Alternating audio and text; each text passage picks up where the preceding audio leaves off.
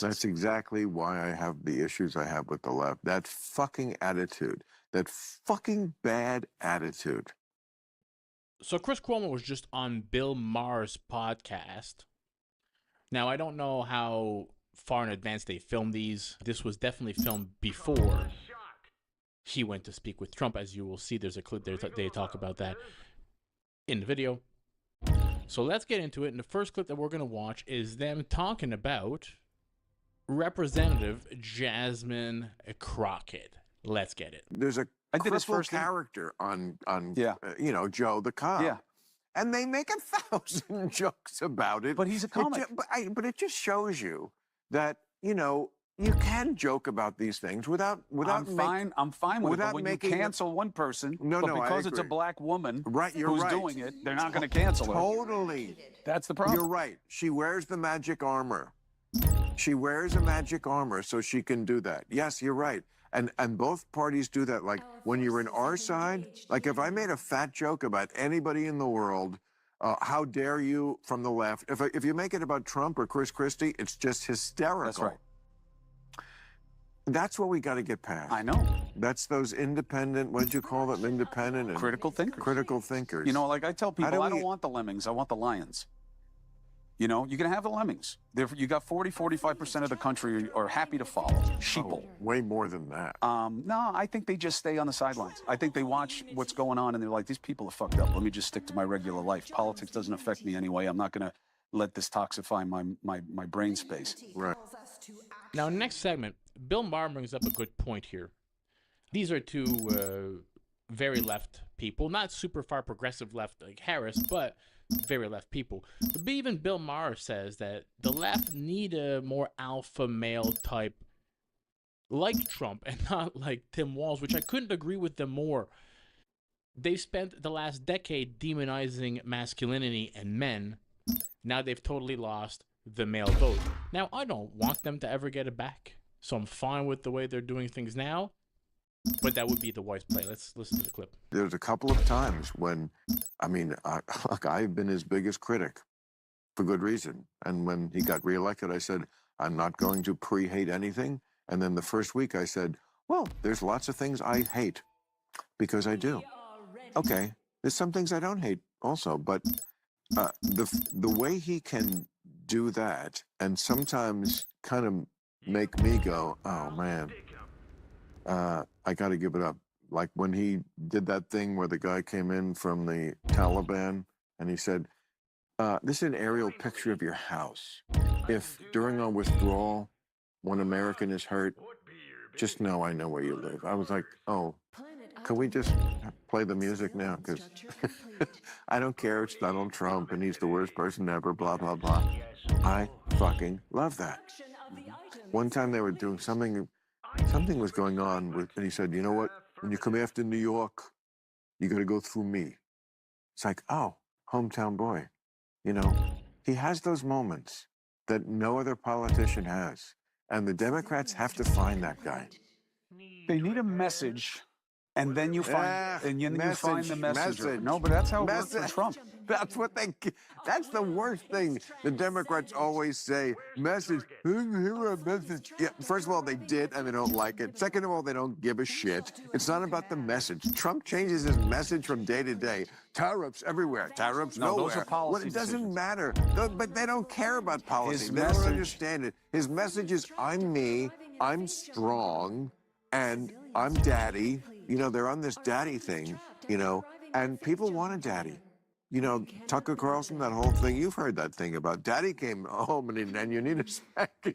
I'm like, this is getting a little weird, Mrs. Robinson. Daddy, but you know what? That's what works, and that's what people respond to. They don't know the issues. They don't know the facts. And they have no interest in learning about them. They're like an animal. They're instinctive. Like, I smell fear or I smell alpha. And they smell alpha. And Democrats have to come up with an alpha. And it's not Tim Walz. No, probably not. And it's not the other Tim who ran. Kane? Tim Kaine. These are not alphas. It's like this thing of like, let's get a woman and then a docile man who's in every commercial where he's the asshole while mom takes care of business. You know, that's not a message that makes the tribe go, who is strong? Who's strong? Who's strong? Tim Walz. No. Org, give me rock.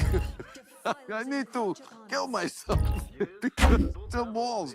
You know, that you gotta appeal to people at a sort of post-civilization stage where we're kind of at on a primal level. You just do. And Trump does it better than anybody. Trump does. Now here is a crazy clip, and this summarizes the left very well. Chris Cuomo tells Bill that they unloaded on him after his reaction to the Trump assassination attempt. Listen to this malarkey. Moment for me, and this was like probably, I don't know, right now is a little bit of a competition with how the Democrats are handling this. But when I heard people on TV suggest that he hadn't been shot at and that the bullet didn't hit him. Oh, I did that bit in my special. It's so ridiculous. It was so, I was like, wow, they've really lost the fucking plot. This guy just got shot in the head. I called him.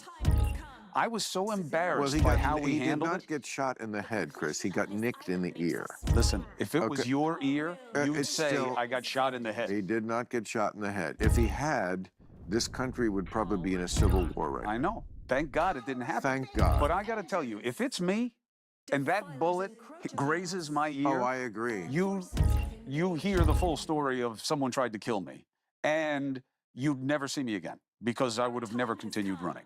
That was way too close. That guy gets up, pumps his fist, bleeding down the side of his head, and the Democrats say maybe it's fake.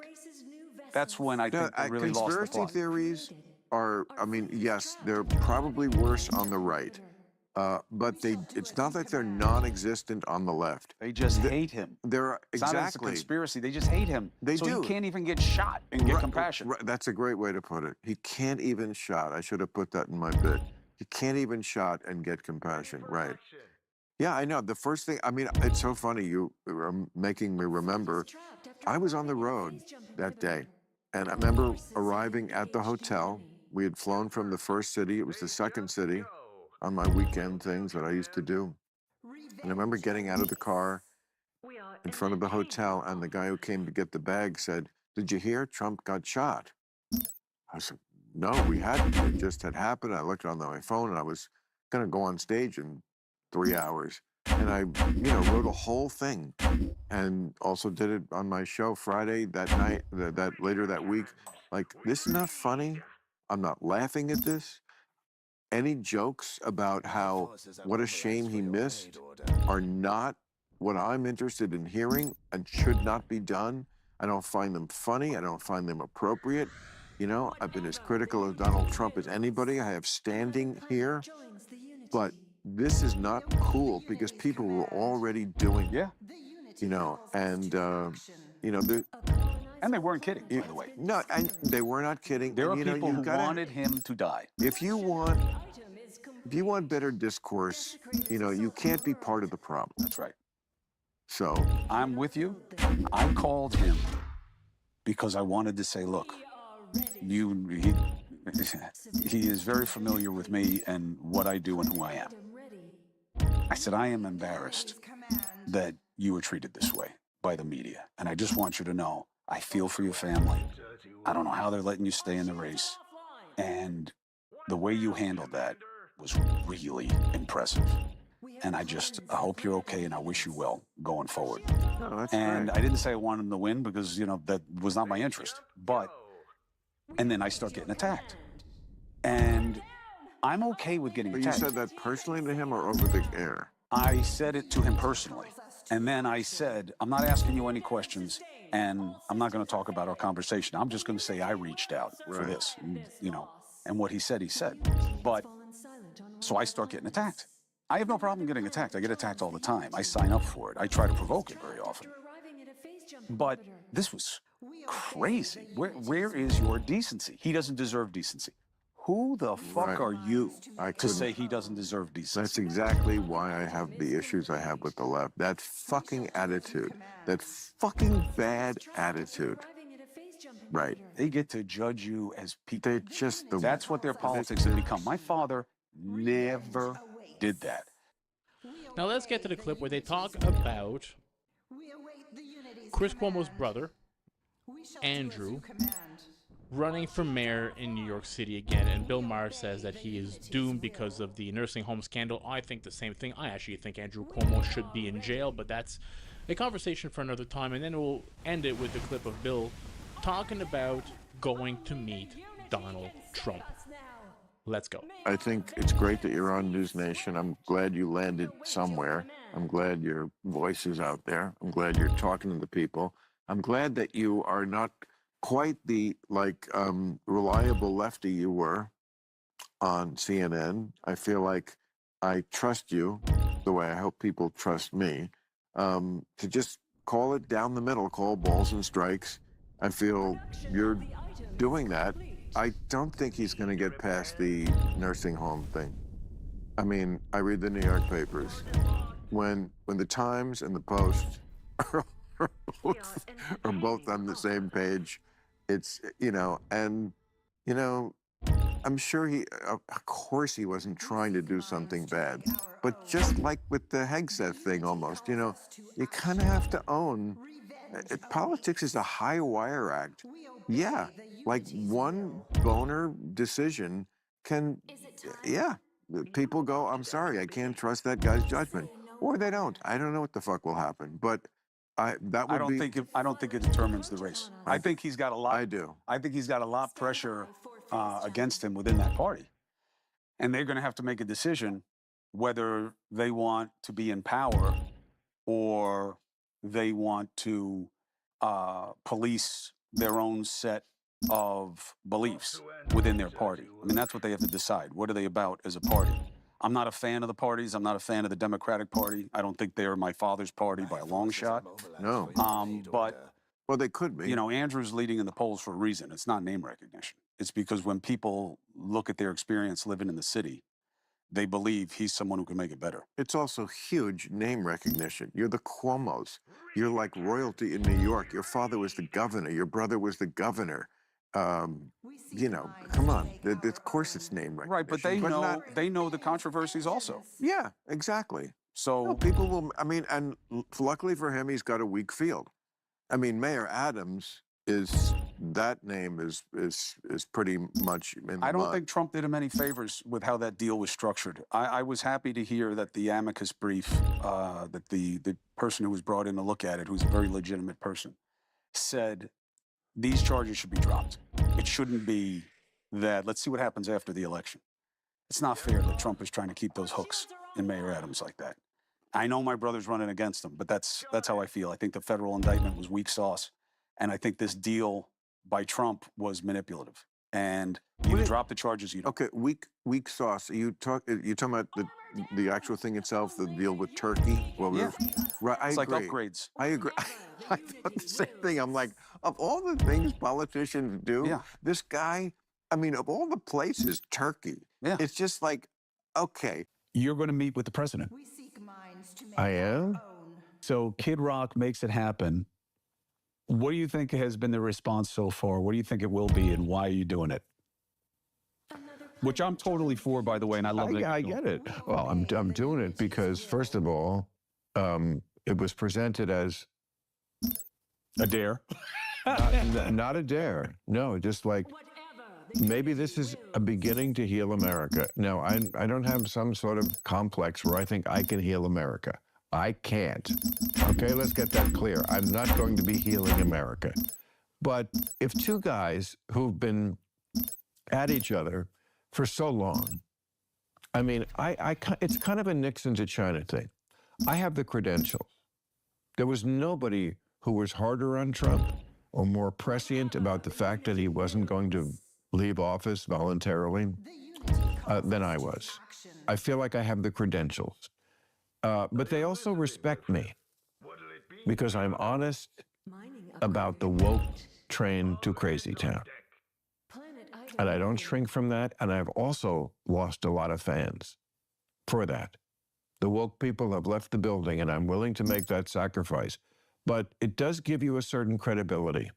So I just think to meet somebody, first of all, it's an honor.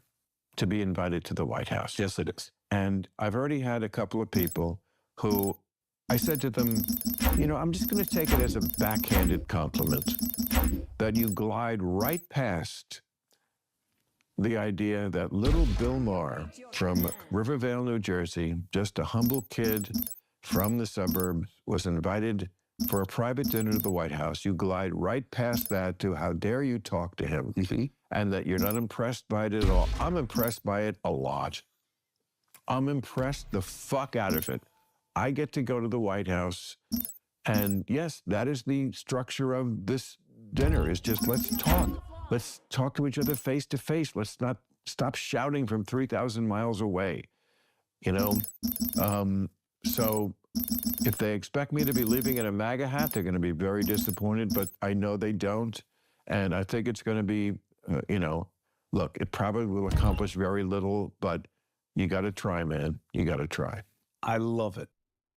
Guys, I hope you enjoyed the video. If you did, smash that thumbs up button for your boy. Consider subscribing to the channel. Help it grow, and I'll catch you all in the next video. Peace out, everybody.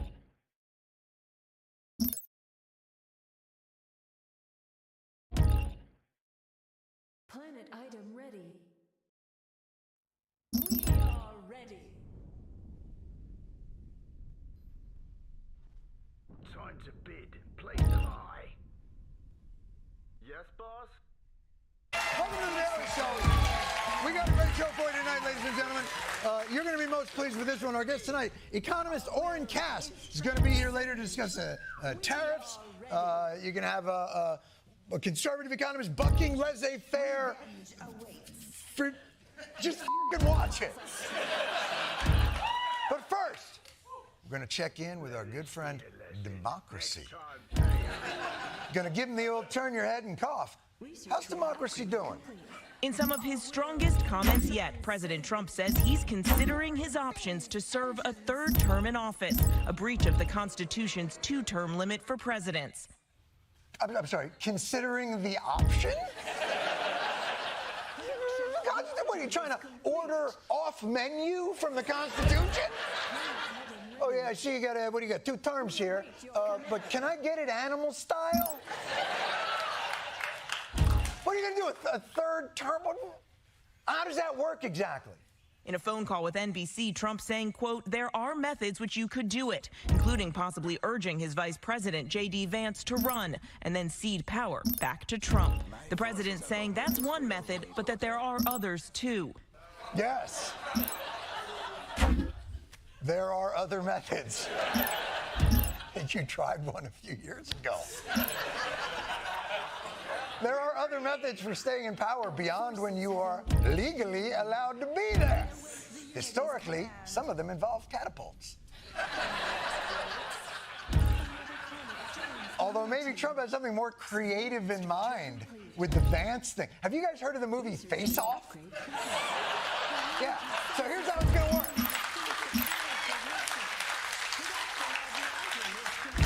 Trump will watch that movie as the military seizes power. Like, what the f?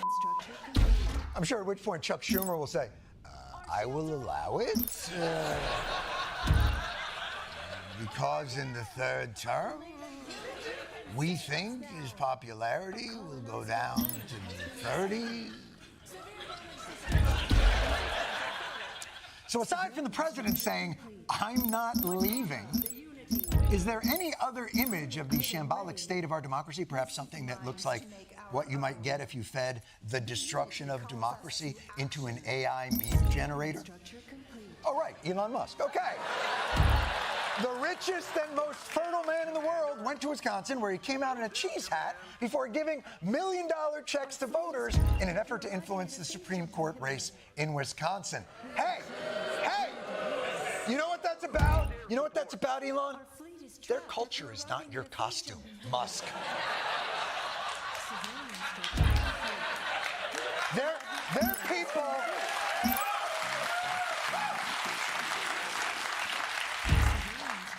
Do not appropriate their dairy chapeaux.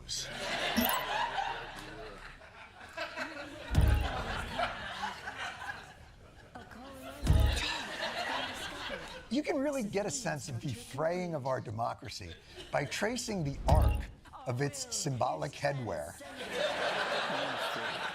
It's still a tricorner, but it's not the same.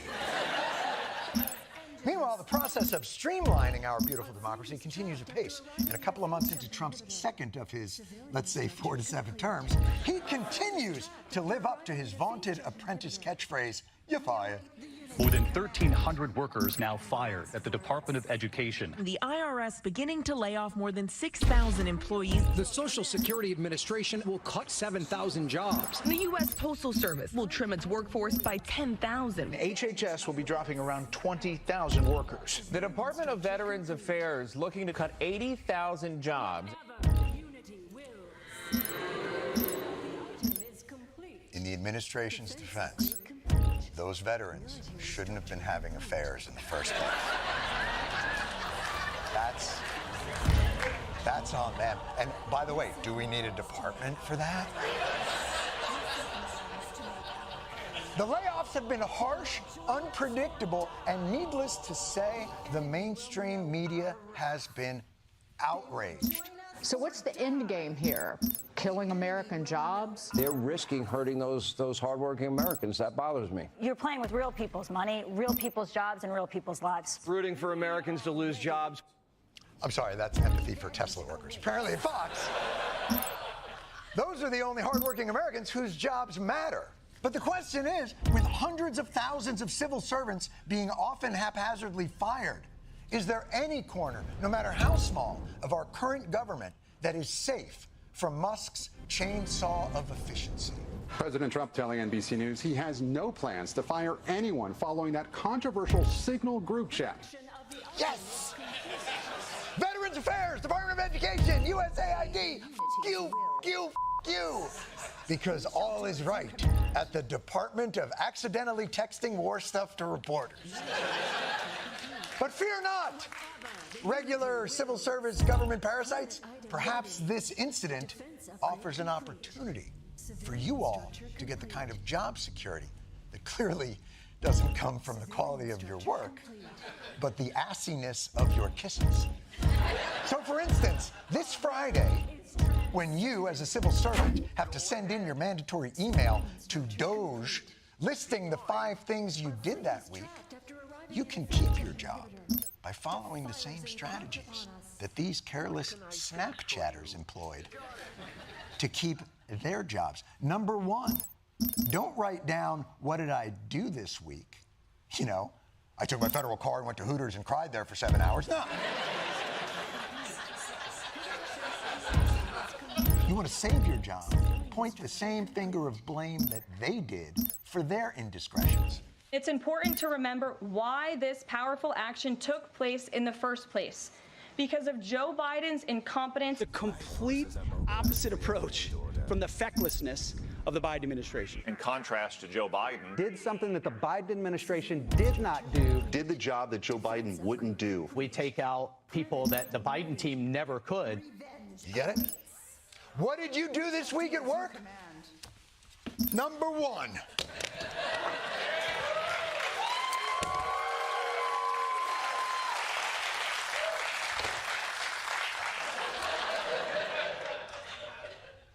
I repaired the damage done by f***ing Joe Biden.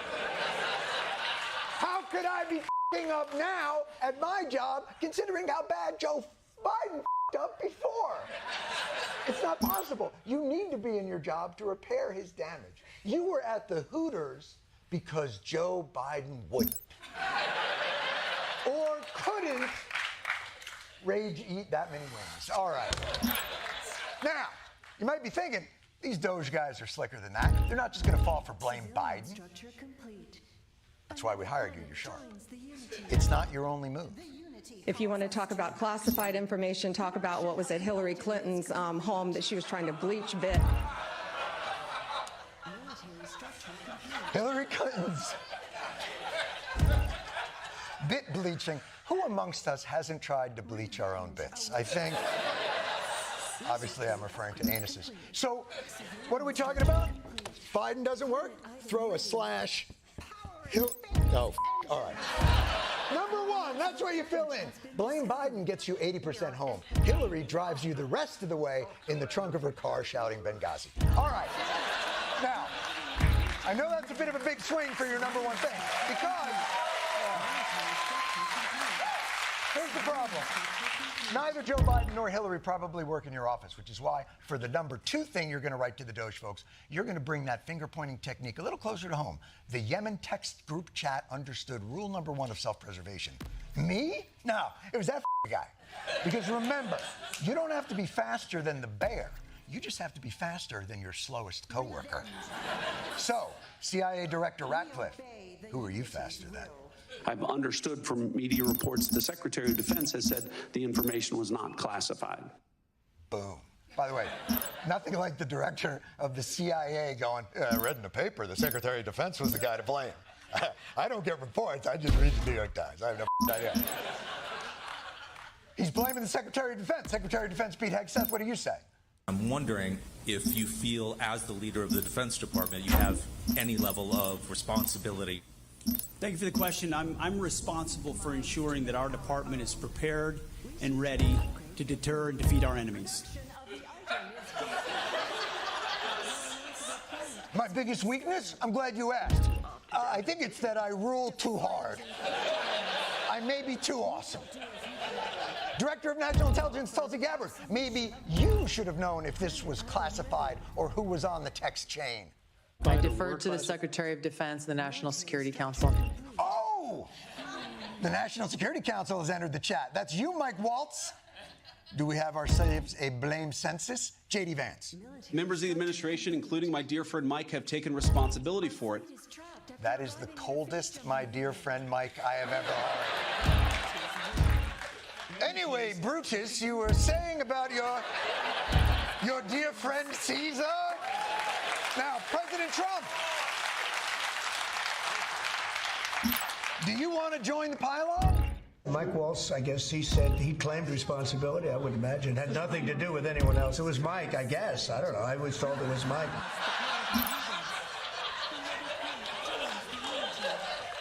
Why are you asking me? I'm just an innocent passerby.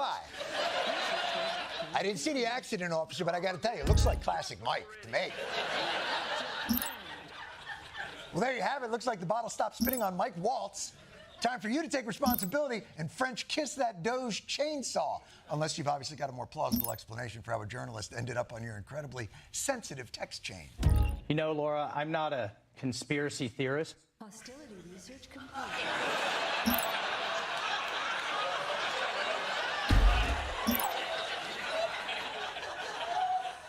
Normally, that's a disqualifying position for this administration. But go on. But of all the people out there, somehow this guy who has lied about the president, and he's the one that somehow gets on somebody's contact and then gets sucked into this group. It's not somebody's contact. It was your contact.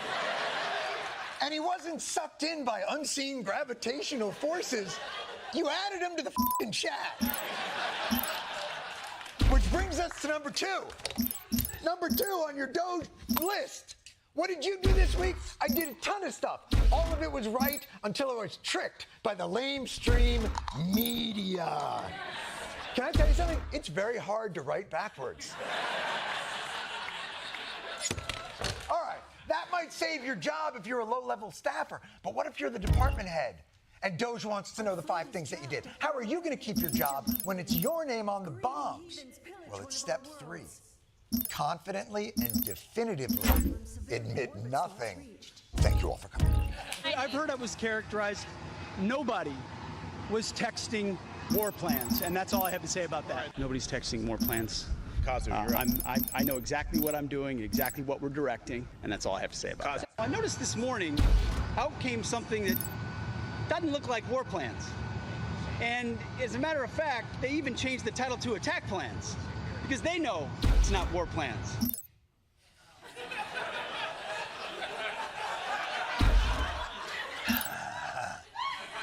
You get it? We didn't endanger troops in a war plan. We endangered them in an attack plan. Who's the asshole now? You know, he must be so upset that every time he lands, everywhere he goes, the reporters keep finding him at every stop. He's probably like, shit. Did I mistakenly add you guys to my travel group chat? Number 3. What did I do? I would tell you, but you're probably too stupid to understand, but it was awesome. I'm awesome. That's number 3. So now, 1, 2, 3. What do we got? 2 more to go, right? 4 and 5? 60% of your work week is done. We're past hump day and cruising to TGIF.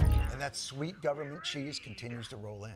Maybe by day 4, it's time you stop justifying your actions to Doge and start celebrating your actions. At the end of the day, what is most important is that the mission was a remarkable success. What we should be talking about is it was a very successful mission. The real story here is the overwhelming success of President Trump's decisive military action against Houthi terrorists. The last place I would want to be right now is a Houthi in Yemen.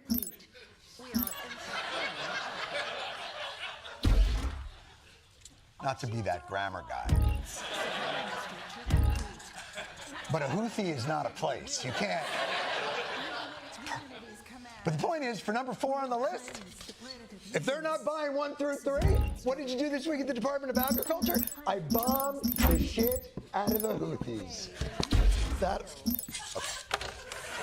Now, obviously, these strategies may lead to some of your superiors saying things like, so just bombing the Houthis stops the whole problem? Because I think we've been bombing Yemen for decades. Do we have a follow-up plan to that? And will journalists be on that follow-up chain too? At which point, case, we turn to number 5. It's a Hail Mary. And President Trump has spoken about how important it is for this administration to own their mistakes. We're bringing honor and integrity and accountability back throughout our government. We're going to bring transparency and accountability back to our government. You know the old statement, the buck stops here, right? Famous statement. Well, I can say the same thing, the buck stops here. Boom, that old Harry Truman chestnut. This is President Trump, living those accountability values. Here he is when he was first asked about the Signal Chat incident. I know nothing about it. You're saying that they had what?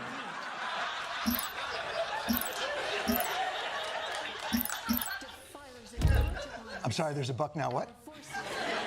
See, I was just with you, accountability, and you people bought it. No, my friends. Number 5 is...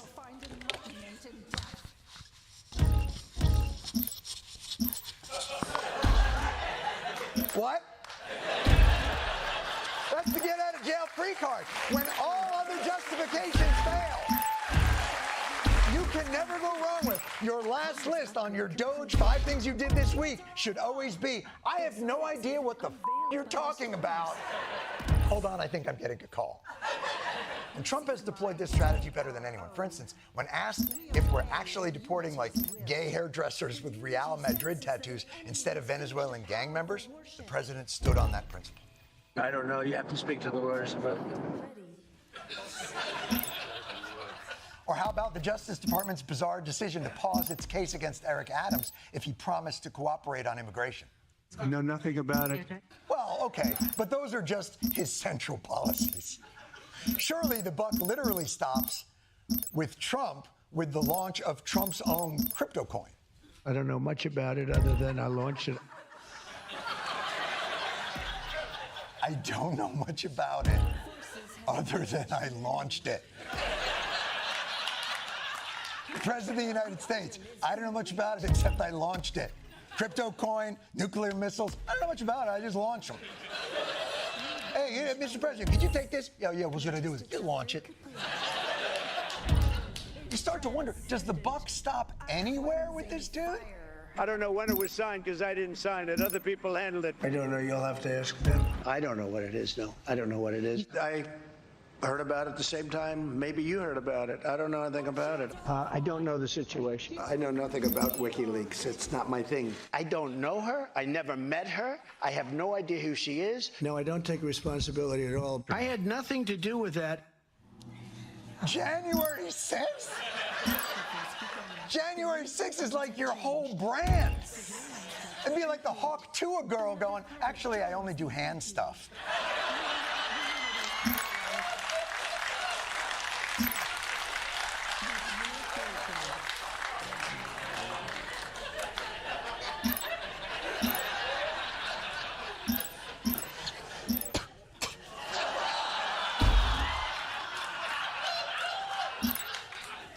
Now you're grossed out.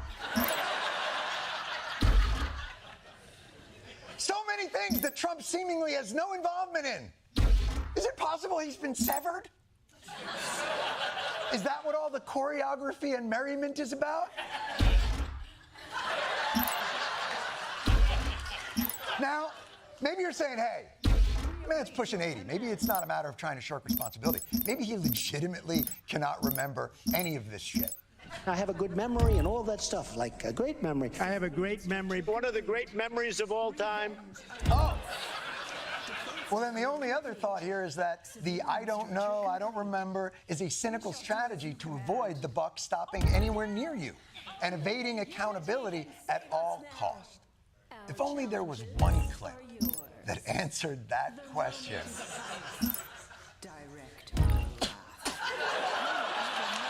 Definitively. Did I say I have a great memory or one of the best in the world? One of the best in the world. Is what the reporter quoted you to say. I don't remember that.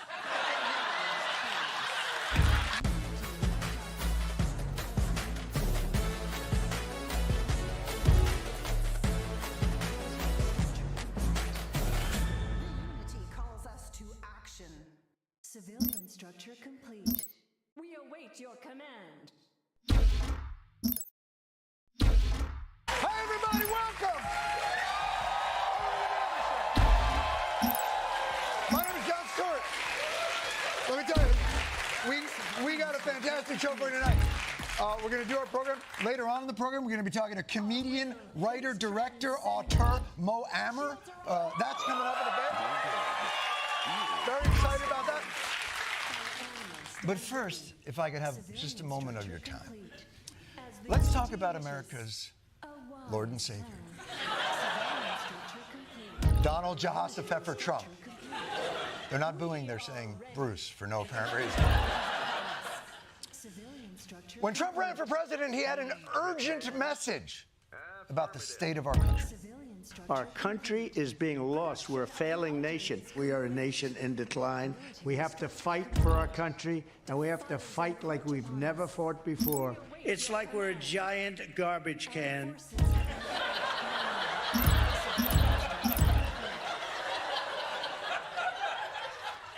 How dare you? If anything, America is a recycling bin. Useless and made almost entirely of plastic. But that's it. We have to fight to save our country. And now Daddy's home. And he's about to take out the trash. And 2 weeks into the Trump presidency, we have a better sense of the evil and powerful forces that have been dragging our once great nation into decline. The Trump administration removed transgender references from federal government websites. It now reads LGB instead of LGBT.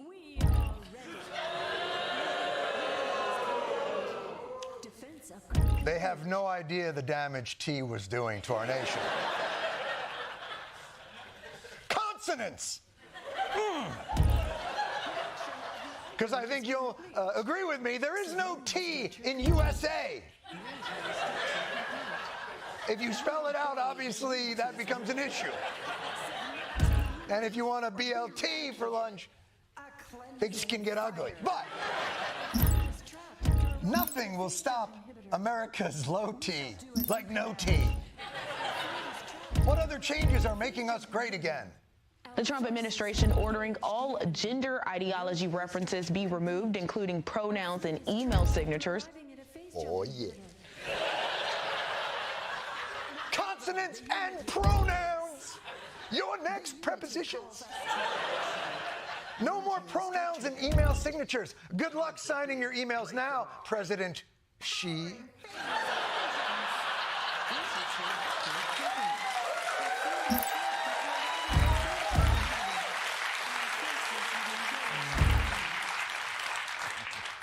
Or should I say President him?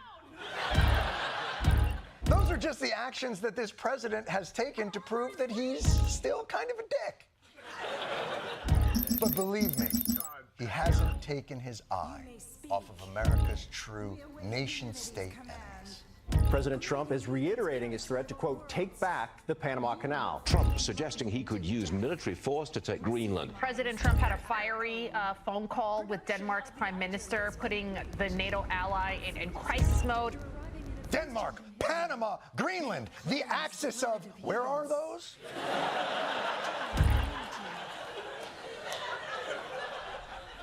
Now, lest you think that pronouns and Panama were the twin forces shackling America to a prison of national decay, there are also more powerful forces at play in this dangerous world.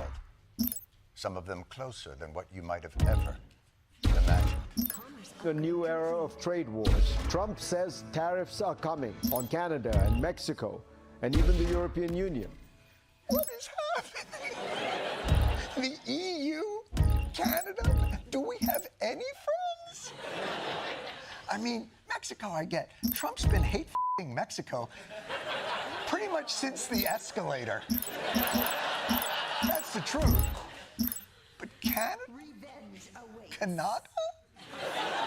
We're picking a fight with our most reliable and pleasant friend, the Labradoodle of allies? But I guess that's Trump tough. You know what I mean? You gotta walk into the prison yard. Walk right up to the one guy who really doesn't seem to be a problem at all. And just, yeah! Take that, best friend! Who has willingly signed up to fight in every ridiculous war we've ever gotten into. Let that be a lesson to the rest of the world. We are a terrible friend. Denmark, Panama, and Canada. We used to fight the Nazis. Now we're scouring the globe for easy marks? What are we like, the Jake Paul of nations? I know. Is that what we're doing?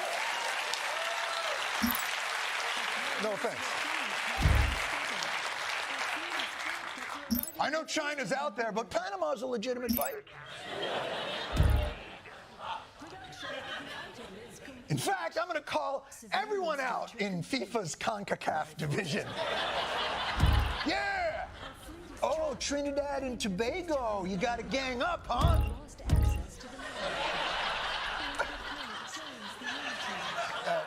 That honestly, like, I can't believe you laughed at a CONCACAF joke. Soccer is back, baby.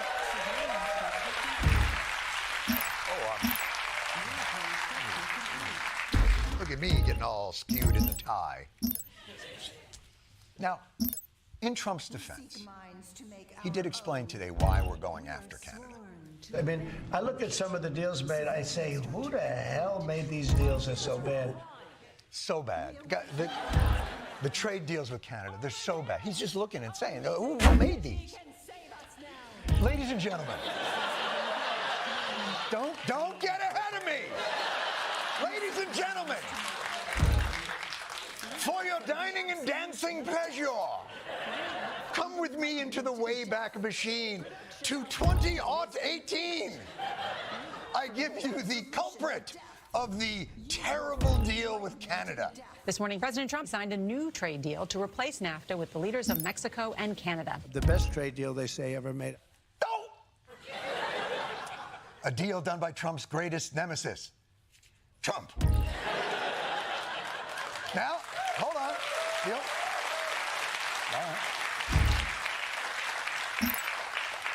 But President Trump, this trade war has awoken a sleeping giant. Not Canada, not Mexico, but the Democratic minority Senate leader. Release the Schumer! It's going to affect beer, okay? Most of it, Corona here, comes from Mexico. It's going to affect your guac, because what is guacamole made of? Avocados.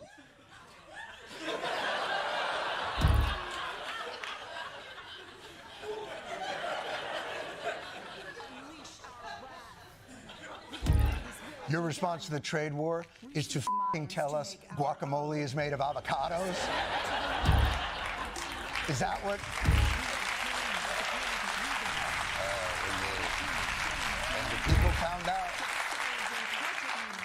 When the people find out the precious Super Bowl dip is comprised of mainly avocado, also tomatoes, sometimes onion, it's a bit much for me, obviously, with the Spilkis and... Excuse me one second.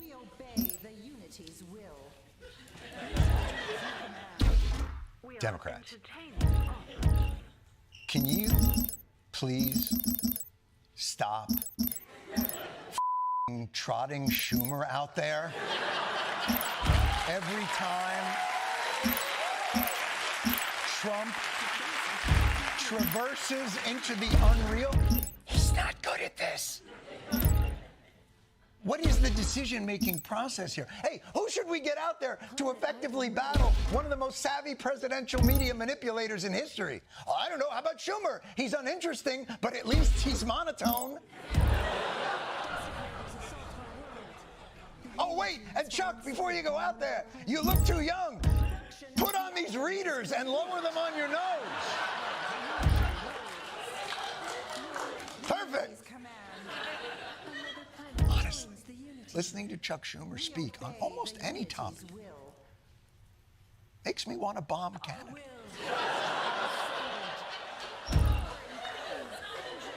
Kidding, of course, by the way. We have a couple of Canadians here from Montreal, and I don't want to upset them because I'm going to need an apartment soon. Now, before we...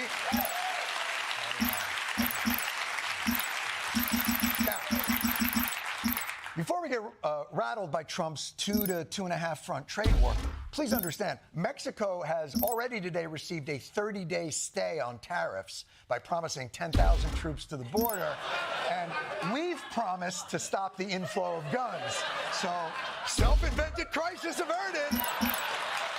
But what can Canada do? I'm sure there's an equally performative gesture Canada could make. What I'd like to see, Canada become our 51st state. Mexico, you just sent a few troops to the border. But Canada, if you could, I don't know, cease to exist as an independent entity. Fair? What's that, Mexico? No, there's only 51 states. There's no 52nd. I'm sorry. Hold on one second. Washington, D.C.? Yeah, go yourself. All right. What's that, Puerto Rico? No, it's just Canada. I think you know why. Canada. All right. Of course, by the way, since we even were writing this show at like 4 p.m., Trump has already said now he's going to pause the tariff war with Canada as well because...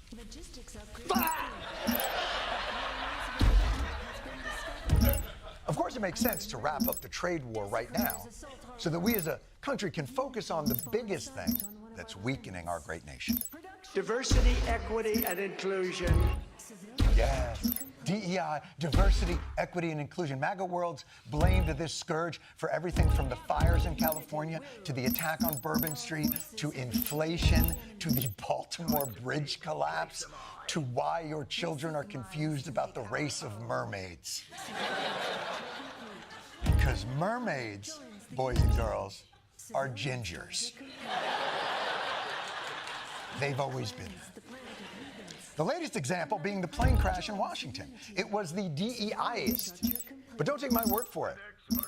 Let's let MTV's Road Rules star and Fox and Friends B-teamer explain DEI. You can't focus on diversity, equity, and inclusion when you try to hire air traffic controllers. You want the best. You want the brightest, protecting yourself and your family. We will have the best and brightest in every position possible. It is colorblind and merit-based. Look, there's a lot of reasons why the FAA is in a bad place. But these guys would have you believe that the main problem is that standards were somehow lowered to make sure that a black person or a gay person gets a chance to land your plane, even though the requirements to become an air traffic controller are the same. But by culture warring this tragedy, Americans spent that terrible night holding their breath that the pilot or the air traffic controller wouldn't be a woman or a black person or in a wheelchair. Because what they're trying to do is make the default setting on competence in America a white guy. That's what this is, a reset to the factory default. Because, of course, these two are there purely based on merit and smarts. And it's just taken for granted. It undercuts every black person, person of color, woman in this country that the job that they have, they don't deserve. It's the mantra in the Republican Party that gives you brain-turning moments like this. In the United States of America, we get ahead and succeed by merit and merit alone. Yes, merit and merit alone, says RNC Chairwoman Lara, hold on, let me get my glasses. Trump. It was a blind submission, never saw her name on the application. That's the irony of this whole thing. The people standing next to Trump on that terrible night, blaming DEI and trying to reinstall white guys as the only non-suspect pool of hires, are themselves DEI hires for one particular identity that they possess, the ass kisser. The president's leadership has been remarkable during this crisis. Mr. President, you make our jobs a lot easier. I want to echo what the Transportation Secretary said about your leadership. Thank you for your leadership and courage on that, sir. I think you make a really important point on that, Mr. President. The president is right. And again, I want to thank you for your leadership, Mr. President. DEI. Sucking ego inflation.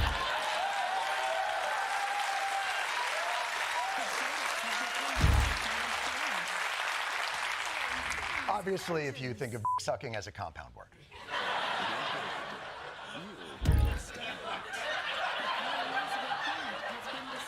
But you can gaslight us all you want, because the one thing you didn't count on is our secret weapon.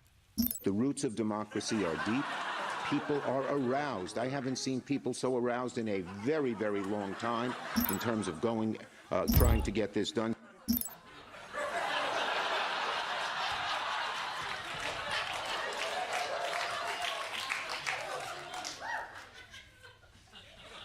Aroused. For more on DEI and what it's going to do to our country, let's go live to the White House correspondent Josh Johnson. Josh! Nice to see you, sir. Let me ask you, I know this is an important subject to you. Josh, what are you hearing about the DEI initiatives? John, what this administration is doing is dangerous. It is the perversion of the dream of Martin Luther King Jr. They've turned it into a nightmare where the content of a person's character is judged by the color of their skin. From the White House, I'm Desi Lydic. Wait, what's going on? I'm sorry, Desi, this is Josh's report. Oh, you guys didn't get the executive order? We can't do DEI anymore. You're replacing me, but you're a woman. Yeah, a white woman. White woman beats black guy? Look, white women don't make the rules. We just tacitly embrace them through our overwhelming support of Donald Trump as a voting bloc.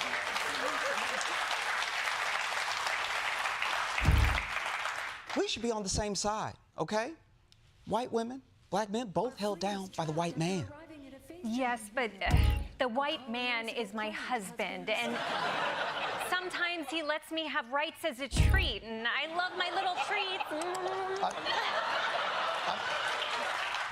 I'm sorry, Desi, but what about the executive orders changes our current situation?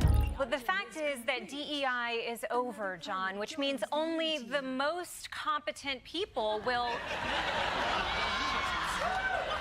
hoist it with my own petard. That's right. It's totally petarded, which is something we can say now thanks to Trump. And thank you, Desi, but I'll take it from here. You can go back to the milking room or wherever women lay eggs.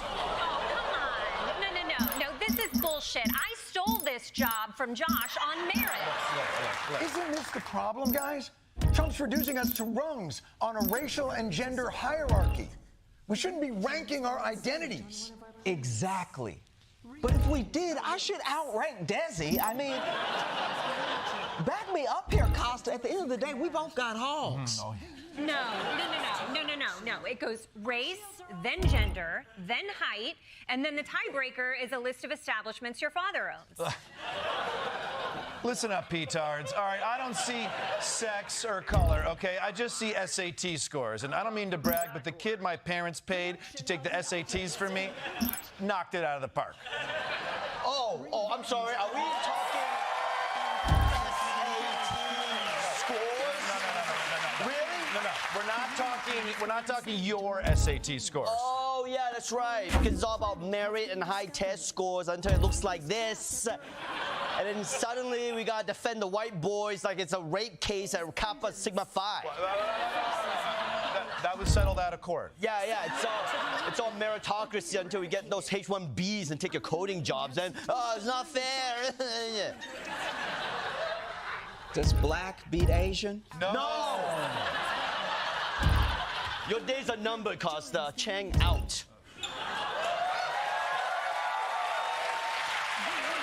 Back to you, John. Thank you very much, Michael. You know, I guess if there's one thing that we've learned here today, is it because of the Jewish thing or the age thing? Does it matter?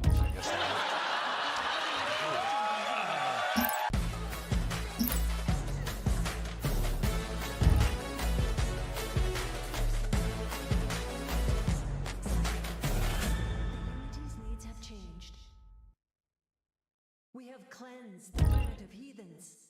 Another planet joins the unity. We shall do as you... We are back! Ladies and gentlemen, welcome to The Daily Show. My name is John Stewart. We have got a show for you tonight. I'm going to be joined later by Rupa Bhattacharya. She is the legal director of...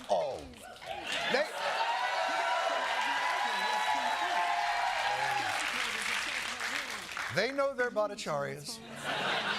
Legal director of Georgetown Law's Institute for Constitutional Advocacy and Protection. I know her as the individual who took over administrating the 9/11 Stroke Act Victims Compensation and Healthcare Fund for 9/11 first responders and all the people that live down at Ground Zero and Pennsylvania and the Pentagon. So, deep state. She is deep state. And I'm going to take it to her ass. But first, today, the United Nations marked the 3rd anniversary of the invasion of Ukraine by doing the only thing the United Nations can do, passing a non-binding resolution asking Russia to please stop. Please. Take that, Putin. Interesting, though. Among the countries voting against the resolution were North Korea, Belarus, Russia, obviously, and the United States of America. They're saying Bruce. But I guess America doesn't want to set the precedent of opposing bloody land grabs.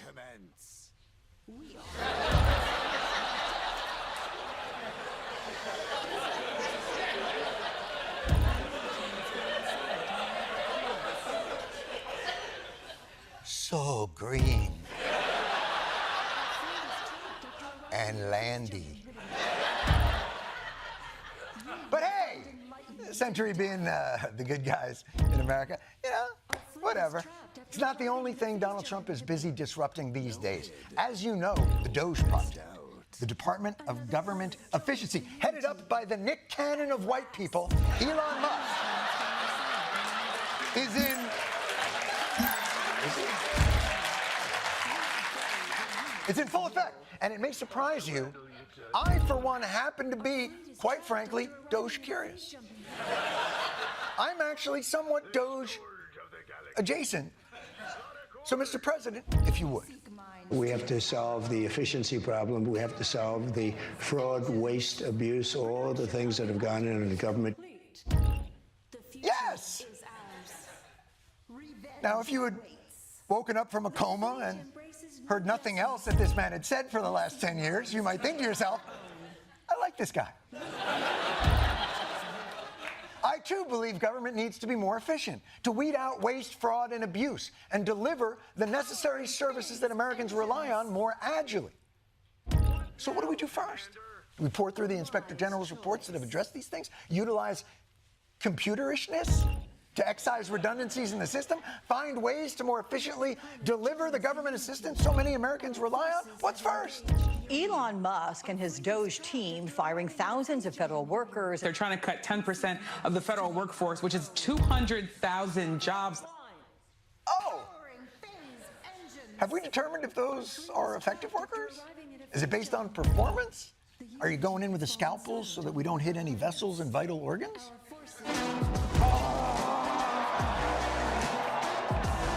This is the chainsaw for bureaucracy. Chainsaw!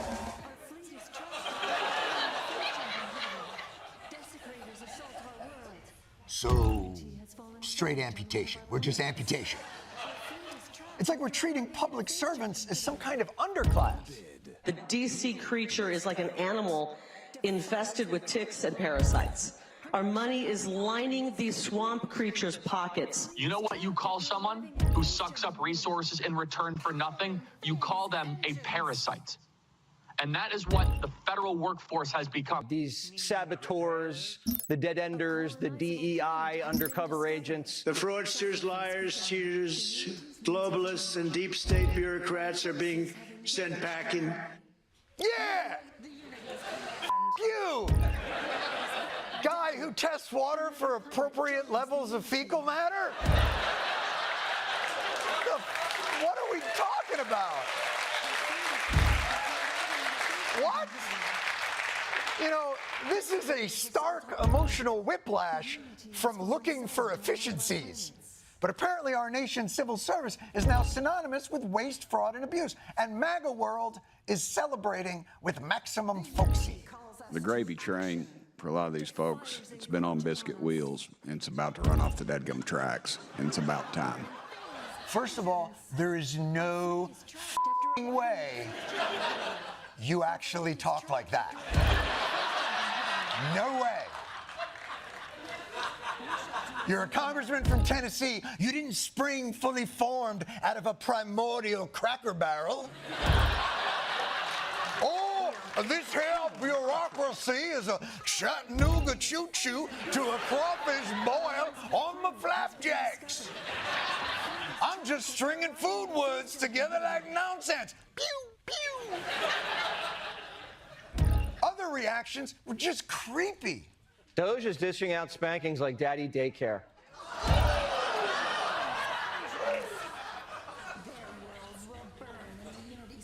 I don't remember the spanking scene from Daddy Daycare. Oh, you must mean the gay porn film Daddy Daycare. I get it, Jesse. I get it. You were watching the film that answers the question, what would happen if a bunch of dudes in a daycare? And it just stuck in your head. You know, I gotta tell you, I feel like you can make efficiency recommendations or cuts without necessarily demonizing people who are only carrying out Congress's wishes. But I feel like that. They don't. Here's Donald Trump's new director of the Offices of Management and Budget on his feelings about everyone who works for him. We want the bureaucrats to be traumatically affected. We want, when they wake up in the morning, we want them to not want to go to work. Mission accomplished.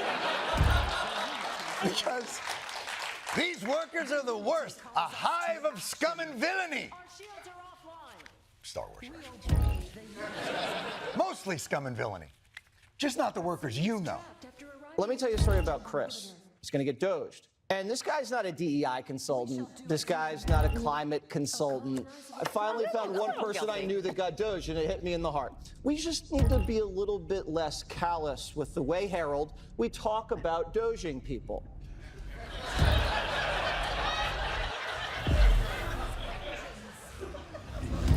Do you watch your f***ing show?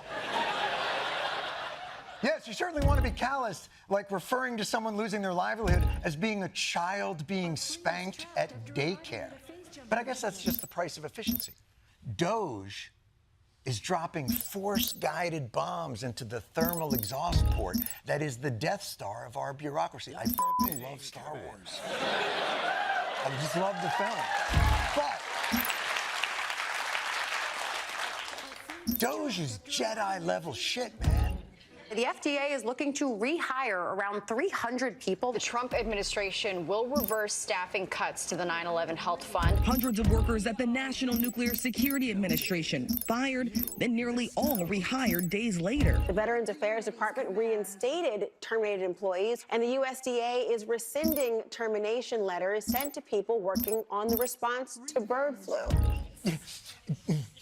When I said you were criminal parasites, I obviously wasn't referring to, I have the bird flu. Come back to work. Please. But I'm fine. Staffing is only part of the Doge mission. There's other crazy shit we could cut. We don't need to be wasting money on ridiculous items like seeing how fast shrimp can run on treadmills. $1.5 million to see the effect of yoga on goats. $1 million to study Mexican ducks in their wetland facilities. Studies on the effect of meditation on parents. Nearly $1 million to study if cocaine makes Japanese quail more sexually promiscuous.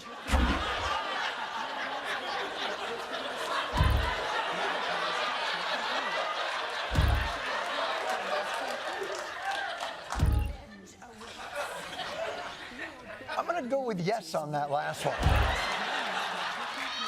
I feel that I, not a scientist, can very confidently state, pre-experiment, if you are a Japanese quail with an 8-ball, you are getting your cloaca sucked. Oh.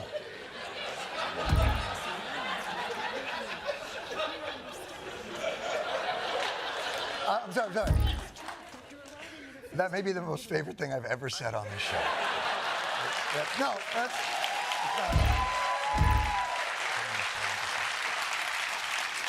Now, obviously, that list of programs, some of them are being presented to seem even more ridiculous, and some of those were completely invented out of thin air. But the point is, why are we spending money on things that seem obviously stupid? Even though a government-funded study on Gila monsters is how we ended up with Ozempic. By the way, quick pitch. Weight gain also would be solved by Japanese quail cocaine.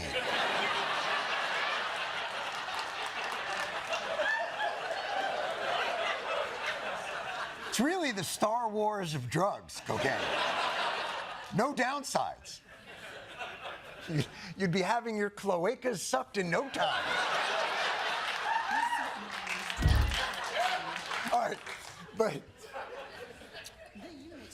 even if this project of Doge is animated by malice for administrators and is seemingly rash and occasionally cutting off critical government functions out of haste, the savings alone will be worth it.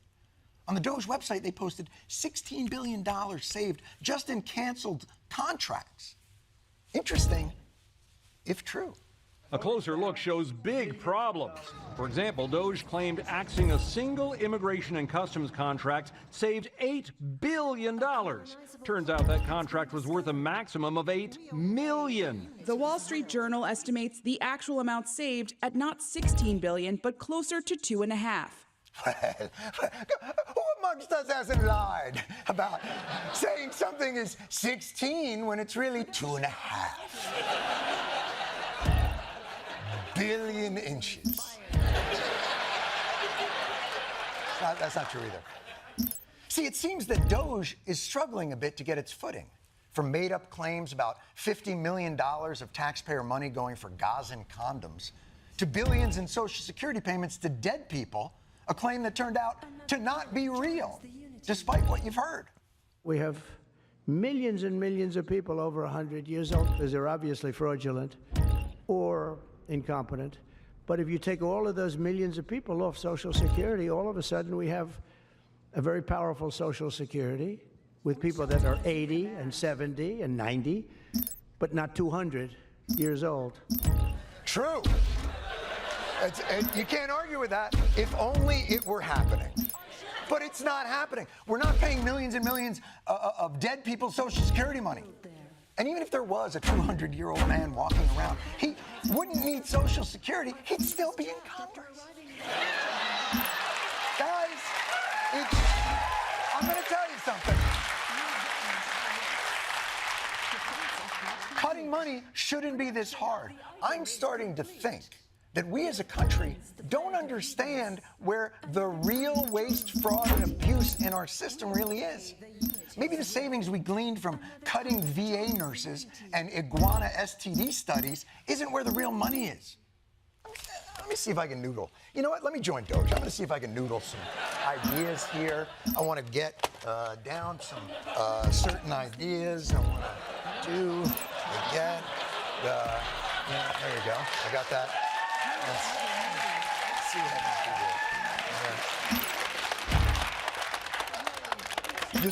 This is my wanna-be an accountant starter kit, so I got it off of Amazon for $5,000. My accountant told me not to get it. So we're looking to save taxpayers some money. And I know, let me think. We got the studies that are done. How about we just take $3 billion in subsidies we give to oil and gas companies that already turn billions in profits? How long did that take? Oh, wait. How about we just close down the carried interest loophole on hedge funds? That's $1.3 billion a year. Oh, how about we stop the $2 trillion we've given to defense contractors to build a fighter jet that blows when everybody knows the next war is going to be fought with drones and blockchain, whatever that is. Holy shit! I can't believe it. I just saved us billions of dollars in 11 seconds. Just call me Big Balls. Right? I'm sorry, I'm being told that nickname is already taken. Well, can I get a Doge nickname? Disturbingly low-hanging balls? Really? Oh, like you've never heard of How would you even know that? Oh, I'm sorry. But see, this is where the real money is. The real money, the money our free market-ish system uses to prop up corporate profit at the expense of the taxpayer. Pharmaceutical companies get everything from our government: tax breaks, research grants, patent extensions, worth billions of dollars. And what do we, the people, get for it? The highest drug prices in the Western Hemisphere. And for some reason, the possibility of an infection in our perineum. Why would you take a drug that would give you an infection in your perineum? And why are they telling us about it at dinner time? But you know what's so horrible about our system now and the corruption that lays within it? We're so f***ing numb to it, we actually tout tiny cracks in that exploitation as victory. President touting the first ever negotiations with pharmaceutical companies to lower the cost of 10 drugs. And today, I'm proud to announce that Medicare has reached agreement with all manufacturers on all 10 drugs selected in the first round of negotiations. Oh, can it be? The companies we subsidize with billions of dollars are allowing us the privilege to negotiate the price of 10 of their drugs? And 10 is all of them, right? It would be embarrassing if it was a small drop in the bucket and that the American people didn't expect that we should negotiate for all their f***ing drugs because we've already paid for it with our subsidies. Are you f***ing saying? Come on!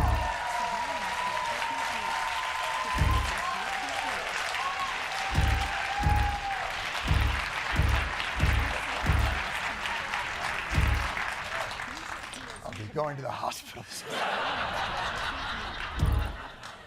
What we do with pharmaceutical companies is like the worst Shark Tank deal in f***ing history. Well, we're asking for billions of dollars of your money. Oh, what do we get, 10% of your company? No. Do we get a discount? No. What do we get? Have you checked your perineum? We live in the upside down, and don't blame the corporations. They are profit-seeking psychopaths that need the lowest wages and the cheapest raw materials to drive their highest profits. But why do we, the taxpayers, subsidize their psychopathy? That's the waste, fraud, and abuse in our system. That's it. That's what we should be going after. Not the fantastical, overgenerous terrorist condom allowances. In another program, $50 million plus another $50 million for condoms for Hamas. You know about that? $100 million for condoms. Condoms. Does everybody know what a condom is?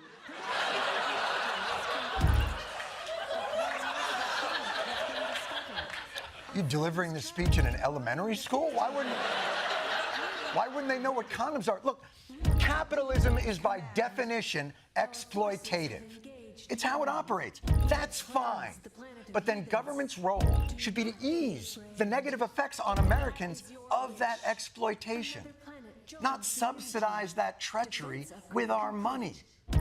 We're getting at a Diddy party, and they're making us buy the baby oil.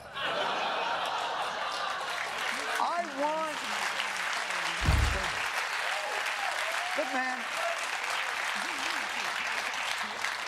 I want Doge to work. I want better efficiencies. I want to get rid of the alphabet agencies that don't do enough, make the Pentagon pass an audit. But we are doging in the wrong place if we want to really change the system. Companies like Walmart, McDonald's make billions of dollars in taxpayer-subsidized profits, yet many of their hardworking employees need taxpayer-subsidized public assistance. Airlines get billions in bailouts that they use in stock buybacks and bonuses, but if you're on food assistance, you're not allowed to buy hot food with it, because apparently heated entrees are for winners. We are subsidizing the very system that makes workers' lives harder in the first place. All in the name of freedom and liberty. But the greatest restriction of freedom in this country isn't DEI and pronoun pressure. It's poverty and struggle. And the government's role, I'm not done, you bastards!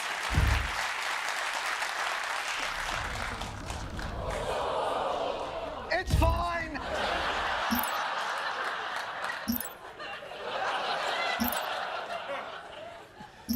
The government's role should be to end the corruption that enables that exploitation. That's what the Democrats should be doing every day. Every day.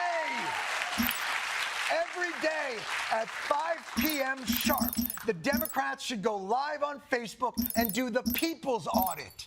Find the absurdities and the remedies in our exploitative system. Get someone like AOC or Jasmine Crockett or Chris Murphy or anybody that doesn't sound like they're complaining why there's no more frozen yogurt at the cafeteria in the villages.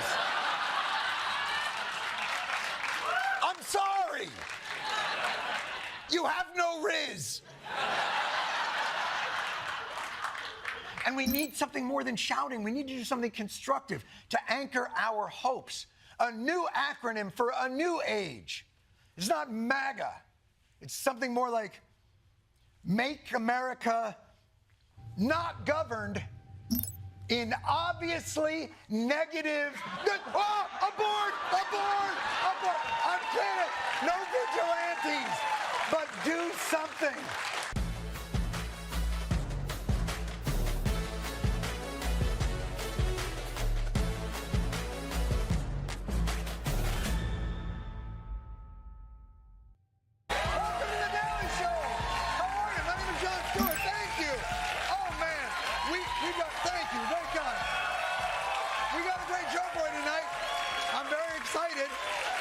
As you can see, I am fully healed. Oh, we see, this is what caused all the commotion. They glued it back together. Where is it? They glued it back together. Boom, that's all. That's it. That's what nearly brought an old man down. A tiny puncture wound that all the blood in my body went, let's go! We got a hell of a show tonight. My guest, sociologist and author Matthew Desmond, is going to be...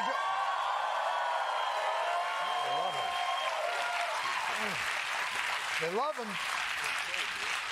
Fresh off his upset win as Best Supporting Actor.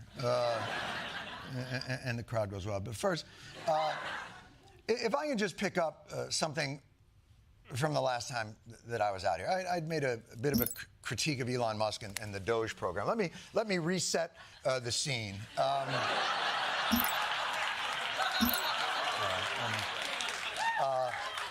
I am not allowed to have big boy mugs anymore. There was an actual meeting of the safety department of Paramount and Viacom that was like, no more ceramic for Mr. Stewart. So they wanted to baby-proof so this is... Anyway, we had some critiques about Doge. After the show, Governor Musk tweeted, or X'd, I guess, that he would like to come on here and talk to me as long as the show airs unedited. So I thought about it, and after a prayerful week with my family, well, a family,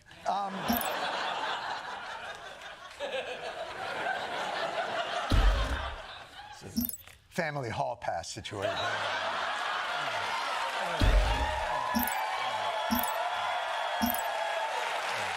You don't want to know. You don't want to know, and quite frankly, I don't want to know.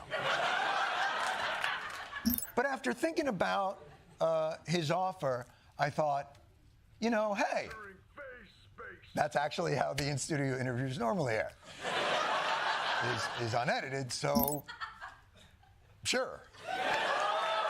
We'd be delighted. As a matter of fact, let me sweeten or unsweeten the pot. The interview can be 15 minutes, it can be an hour, it can be 2 hours, whatever.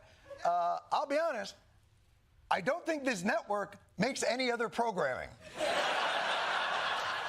So we can do whatever the f we want as long as we wrap before the new season of South Park, which comes out like May or June of 2026.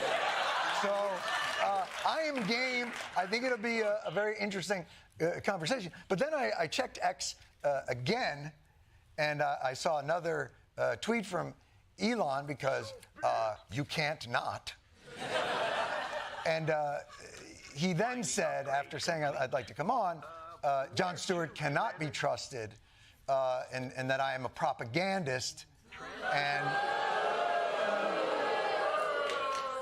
you give me too little credit, and that I am not bipartisan. Again, the guy who custom-made his own dark MAGA hat that he wears to opine in the Oval Office with the president who he spent $270 million to elect, thinks I'm just too partisan. I'm really not sure what he thinks bipartisan means, but it's generally not, I support Donald Trump and also Germany's AfD party. That's not bipartisan, that's just the same shit. So I guess what I would say is this. Look, Elon, I do have some criticisms about Doge. I support, in general, the idea of efficiency and delivering better services to the American public in cheaper and more efficient ways. And if you want to come on and talk about it on the show, great. If you don't want to, sure. But can we just drop the pretense that you won't do it because I don't measure up to the standards of neutral discourse that you demand and display at all times? Because quite frankly, you know it, I know it. Bullshit. So let's get to the big story. Americans are still trying to process the global realignment that has occurred following the disastrous Oval Office meeting between the president, J.D. Vance, and Volodymyr Zelensky. What happened, they say? Are we still America, they say? Whose side are we on, they say? It's complicated. The best way that I can explain what happened and show Americans how to process this new reality was with another shocking turn of events from this weekend. On Saturday night at the Elimination Chamber, the WWE shocked the world as John Cena turned heel, joined The Rock, and attacked Cody Rhodes.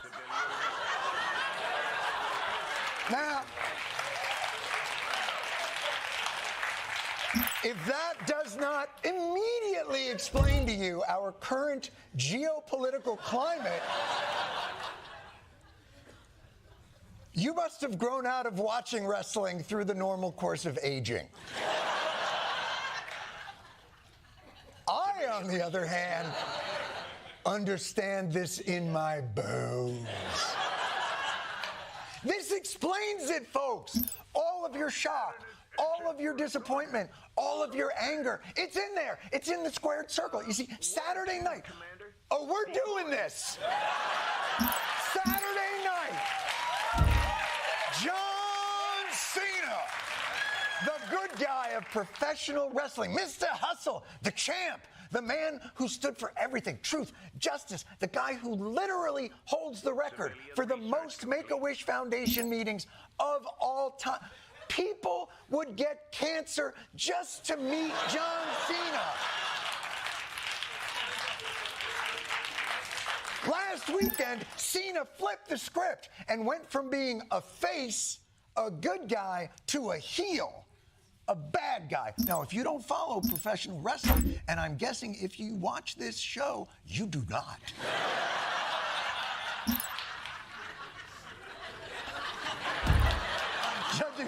Judging from, all right. But let me continue to bore you with this metaphor. So here's what happened. The current WWE champion is one Cody Rhodes.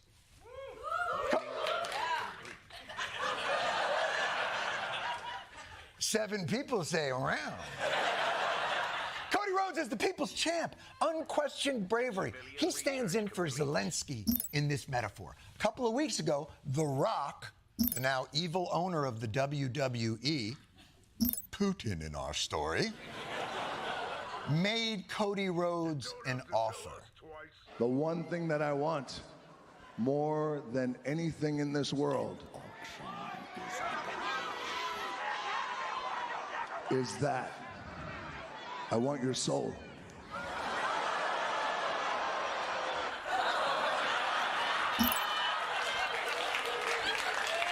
Putin, he wants Zelensky's soul. Oh, but sir, I am smaller and weaker than you.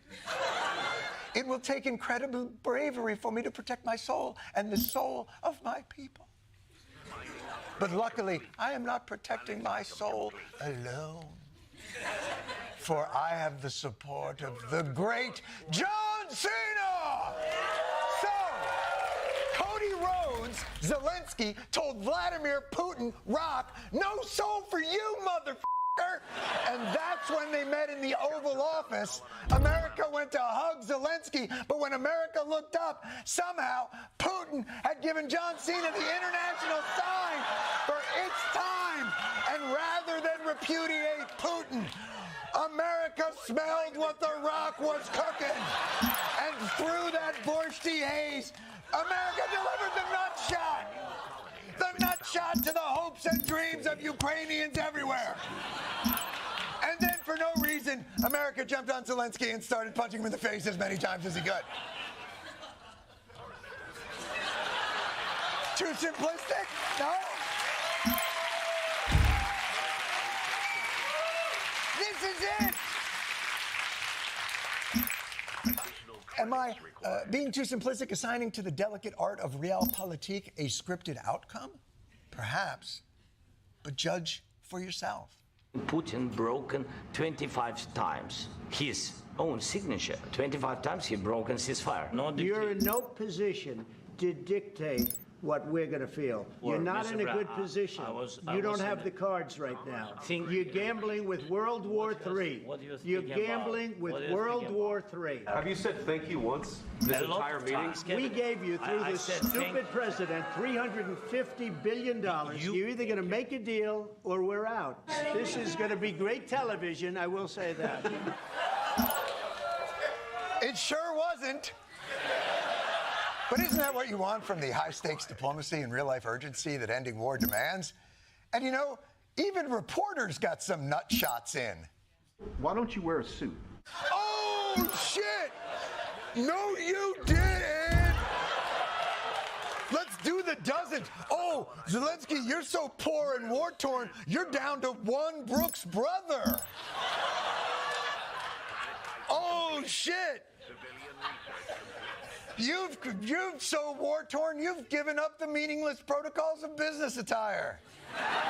If you think I'm pushing this metaphor, look at the stunned faces in the crowd at WWE when John Cena turned heel. I now present you the equally stunned faces of those watching this Oval Office pay-per-view. Scott, I've never seen anything like that. You've never seen anything like that. Wow. Just wow. That was something. Caitlin, I want to start with, look at her face. I mean, Christiane. You broke Christiane Amanpour. The woman wanders unprotected through Taliban-controlled Afghanistan, doesn't give 10 minutes of Trump diplomacy, and she's like, is anyone else dizzy? My A1C is plunging. Now, of course, there is one big difference between the WWE and the world of politics. In the WWE, they seem very clear on who the good guys and who the bad guys are. Nobody walked out of the match pretending that the guy who got nut-shotted was the bad guy. There was this attitude of ungratefulness, seeing his smirk, seeing him roll his eyes, seeing him refer to J.D. Vance, the vice president, as J.D. He shows up in his Equinox chic outfit to the doggone Oval Office. President Zelensky was also antagonistic, and frankly, he was rude. So impertinent, so disrespectful. Tone deaf, going in and fighting back, getting sassy with the president and the... He was sassy. He was sassy. He was sassy. Ooh. He was a real scallywag. You know what I would say if I was there in the Oval Office with him? I'd say, you better watch your tone, mister. I think it was Churchill who, during World War II, was roundly criticized for being a bit lippy. Excuse me, mister, we'll decide where you're going to fight them, whether it's on the beaches or not or whatever. Poor guy, Zelensky. His nation was invaded. He's against all odds held off a much bigger army for 3 years. And we're like, would it kill you to smile a little more? Dress a little nicer, your beautiful country, nobody would know. Show off what you got, you know what I'm talking about? Maybe some of those rare metals I've been hearing something about. But of course, if you criticize Trump's very clear hostility to Zelensky and very clear appreciation of Putin as being suspicious or a repudiation of American values as they've been outlined since World War II, Trump's people quickly set up straw men north of Richmond. If there are no negotiations, what is the alternative? Another 4 years of war? We're not saying there should be no negotiations. We're just surprised at the side you seem to be negotiating for. President Trump recognizes the urgent need to end this war after 3 long, bloody years. President Zelensky has different aims in mind. Yeah, bullshit. I'm pretty sure everybody wants to end all. Hitler wanted to end the war, just not the way it ended. You're pretending that we have no other options. Our hearts all break for the suffering and loss and death. But you know what will be even worse? World War III. Yes, I'm sure your heart, in quotation marks, is breaking. But in your little zero-sum formulation, you are correct. Total capitulation by Ukraine, loss of all their mineral wealth, and no security guarantees is still better than World War III. For now. But you know, everything sounds better if the only other option you're presenting us is World War III. You can listen to the Amelia Perez composer freestyle another verse at the Oscars or World War III.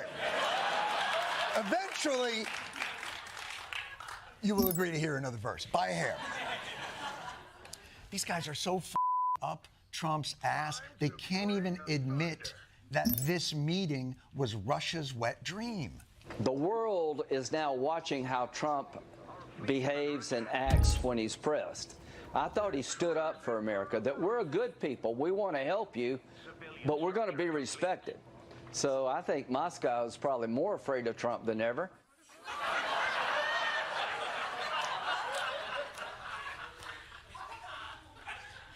Yes, people get terribly afraid when someone viciously takes their side. They must be quaking in their... What do Russians wear on their feet? I don't.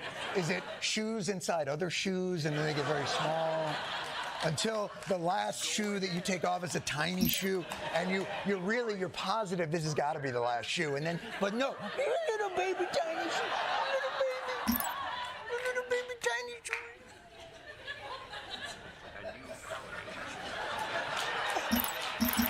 No, look, you don't.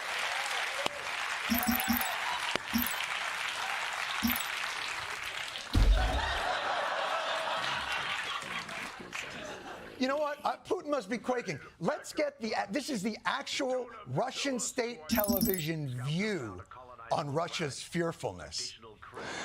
The new administration is rapidly changing all foreign policy configurations. This largely coincides with our vision. America said, do whatever you want. It has nothing to do with us. It's such a pleasure to watch. Basically, he is taking our bread and butter. We wanted to saw the Western world into pieces, but he decided to saw through it himself. Not only are the Russians not fearful, they're f***ing delighted. Do you know how hard it is to delight a Russian?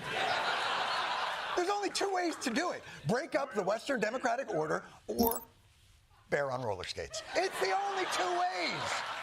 Or social media dash cam death. Three things, really. Look, none of this is to say Zelensky handled this meeting well. Everyone knows by now Trump's love language is subservience. If he calls your wife ugly, you praise him. If he calls you whittle, you run his State Department. And if you're a foreign leader who wants to be on good terms with America, you got to butter Trump up like he's Texas toast. British PM Keir Starmer knows how it's done. It is my pleasure to bring from His Majesty the King a letter. He sends his best wishes. It's an invitation for a second state visit. This is really special. This has never happened before. This is unprecedented. And I think that just symbolises the strength of the relationship between us. So this is a very special letter.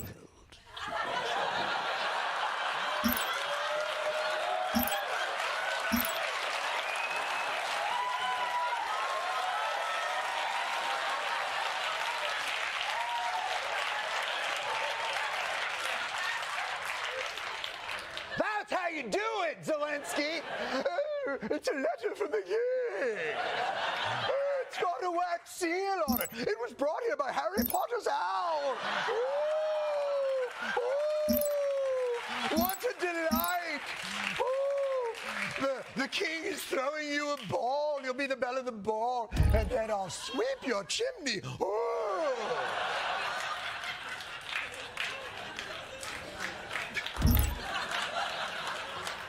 Zelensky shouldn't have gone in there with Russia hasn't abided by any ceasefire agreement, so we can't trust them. He should have gone in there with a dessert cart and a Kyiv hotel opportunity. So this meeting has deeply wounded America's alliance with Ukraine, as well as the rest of Europe.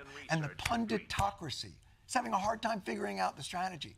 I worry that the president is actually not interested in a deal about Ukraine, but I don't understand it. The question now, Jim, is what happens in Europe? How does this make America great again? It just does not make any sense. You poor, dumb bastards. It makes perfect sense if only you watched professional wrestling. Do you get it? It was a heel turn. I'll explain it again. It was a heel turn designed to create the alliance Trump always wanted in the first place.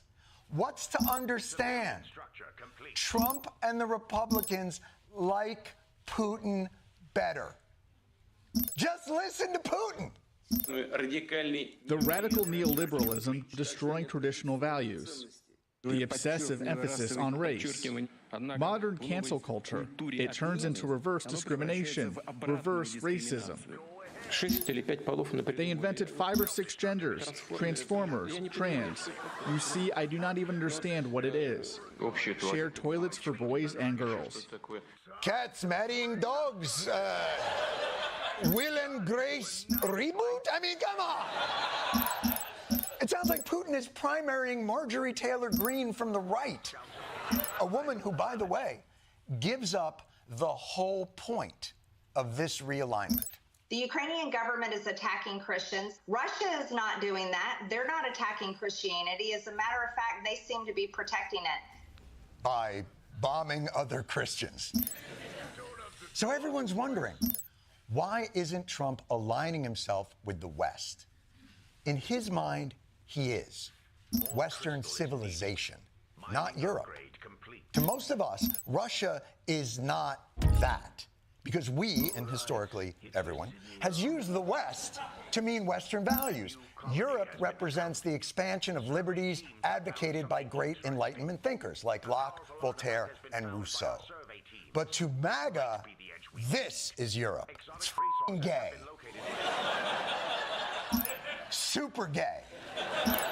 When MAGA talks about Western civilization, they mean the Knights Templar.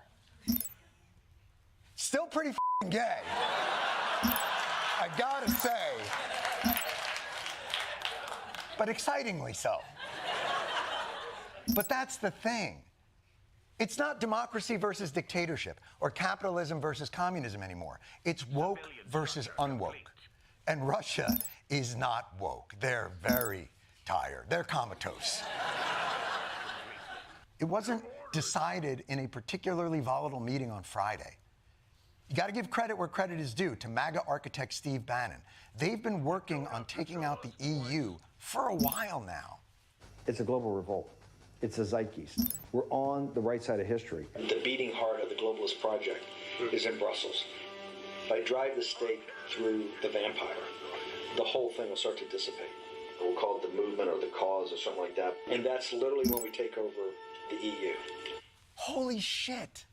What a concise, centrally planned social engineering scheme. But here we are, the end result of a scripted arc that culminates in America betraying its old alliance for the lure of a strongman partnership that carves up the world's rich bounties and places classic democratic values behind transactional convenience. So say it with me, conspiracy theorists. By design, it's a new world order. So Europe, sadly, if I may,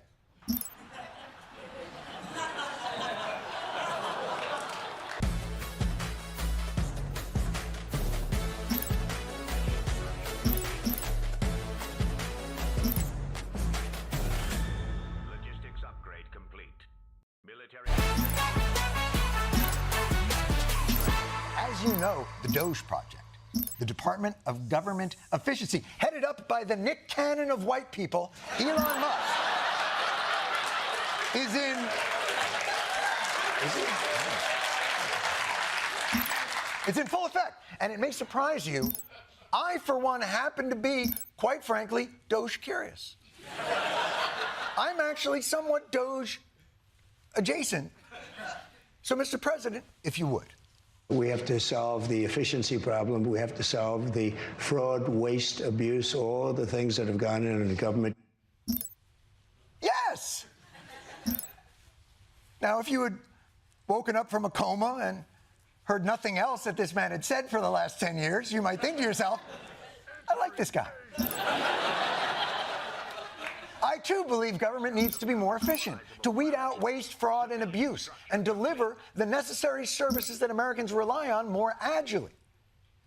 So what do we do first?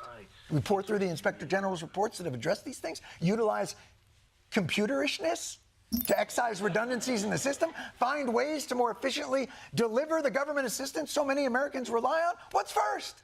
Elon Musk and his Doge team firing thousands of federal workers. They're trying